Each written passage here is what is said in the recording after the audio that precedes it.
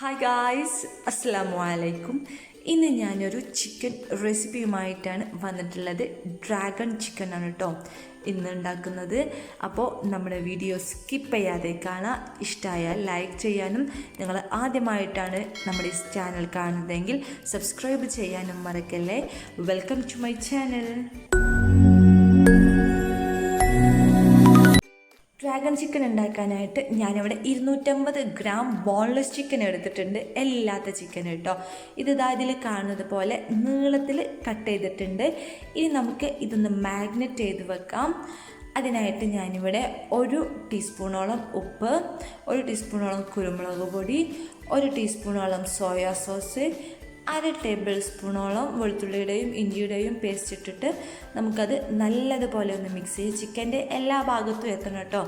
അങ്ങനെ ഇത് നല്ലതുപോലെ ഞാൻ മിക്സ് ചെയ്തിട്ടുണ്ട്. ഇനി ഒരു 5 മിനിറ്റോളം നമുക്കിതൊന്ന് റെസ്റ്റ് ചെയ്യാനായിട്ട് വെക്കാം. ഈ ഒരു ബൗളിലേക്ക് 1 കപ്പ് മൈദപ്പൊടി, 1 ടേബിൾ സ്പൂൺ കോൺഫ്ലവർ, 1 മുട്ടയും ആവശ്യത്തിനുള്ള ഉപ്പും ചേർത്തിട്ട് നമുക്കത് ആദ്യം നല്ലതുപോലെ ഒന്ന് മിക്സ് ചെയ്യാം.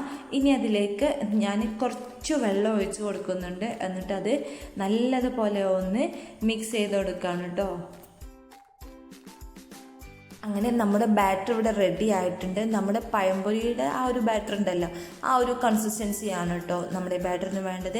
ഇനി അതിലേക്ക് നമുക്ക് മാഗ്നറ്റ് ചെയ്ത് വെച്ചിട്ടുള്ള ചിക്കന് ഇട്ട് കൊടുക്കുക. എന്നിട്ട് ആ ബാറ്ററിലിട്ടിട്ട് നമുക്കത് നല്ലതുപോലെ മിക്സ് ചെയ്യുക. അങ്ങനെ ഞാനിത് നല്ലതുപോലെ മിക്സ് ചെയ്തിട്ടുണ്ട്. ഇനി ഒരു 5 മിനിറ്റ് ഒന്ന് റെസ്റ്റ് ചെയ്യാൻ വെക്കാം. ഇനി ചൂടായ ചട്ടിയിലേക്ക് നമുക്ക് ചിക്കൻ പൊരിക്കാൻ ആവശ്യമായിട്ടുള്ള ഓയിൽ ഒഴിച്ച് കൊടുക്കുക. ഞാനിവിടെ സൺഫ്ലവർ ഓയിലാണ് എടുത്തിട്ടുള്ളത്. സൺഫ്ലവർ ഓയിലിൽ വേണം കേട്ടോ ചിക്കൻ പൊരിച്ചെടുക്കാനായിട്ട്. അങ്ങനെ എണ്ണ ചൂടായി വരുമ്പോൾ നമുക്ക് ചിക്കന് ഓരോന്നായിട്ട് ഇട്ട് കൊടുക്കുക. ഫ്ലെയിം മീഡിയം ഫ്ലെയിമാണ് വേണ്ടത്, അല്ലാന്നുണ്ടെങ്കിൽ പെട്ടെന്ന് കരിഞ്ഞു പോകും കേട്ടോ. ഉള്ളു വേവാതെ പുറം വേഗം വെന്ത് പോകും. അതുകൊണ്ട് മീഡിയം ഫ്ലെയിമാണ് വേണ്ടത്. അങ്ങനെ ഇതാ നമ്മുടെ ചിക്കൻ ഇവിടെ റെഡി ആയിട്ടുണ്ട്. ഒരു ഗോൾഡൻ ബ്രൗൺ കളറാകുമ്പോൾ നമുക്കതൊന്ന് കോരി മാറ്റാം. അങ്ങനെ ഞാൻ എല്ലാ ചിക്കനും പൊരിച്ചെടുത്തിട്ടുണ്ട് കേട്ടോ. ഇനി നമുക്കൊരു പാൻ അടുപ്പത്ത് വെക്കാം. അത് ചൂടായി വരുമ്പോൾ അതിലേക്ക് ആവശ്യമായിട്ടുള്ള എണ്ണ ഒഴിച്ച് കൊടുക്കുക. ഇനി അതിലേക്ക് ഞാനിവിടെ അണ്ടിപ്പരിപ്പാണ് ഇട്ട് കൊടുക്കുന്നത്. ഓപ്ഷണലാണ്, അണ്ടിപ്പരിപ്പ് ഇട്ടാൽ വേറൊരു ടേസ്റ്റ് ആയിരിക്കും കേട്ടോ. അങ്ങനെ ഞാനിവിടെ അണ്ടിപ്പരിപ്പ് ഒന്ന് വറുത്തെടുക്കുന്നുണ്ട്. ഇനി അതിലേക്ക് വറ്റൽമുളകാണ് ഇട്ട് കൊടുക്കുന്നത്. അതും നല്ലതുപോലെ ഞാനൊന്ന് വറുത്തെടുക്കുന്നുണ്ട്. ഇനി അതിലേക്ക് ചെറുതായിട്ടരിഞ്ഞ പച്ചമുളകും വെളുത്തുള്ളിയുമാണ് ഇട്ട് കൊടുക്കുന്നത്. അതും ഒന്ന് വറുത്ത് വരുന്നത് വരെ ഞാൻ നല്ലതുപോലെ ഒന്ന് മിക്സ് ചെയ്യുന്നുണ്ട്. ഇനി അതിലേക്ക് 1 കപ്പോളം സവോള ചെറുതായിട്ടരിഞ്ഞത് ചേർത്തിട്ട് നല്ലതുപോലെ ഒന്ന് വഴറ്റിയെടുക്കാം കേട്ടോ.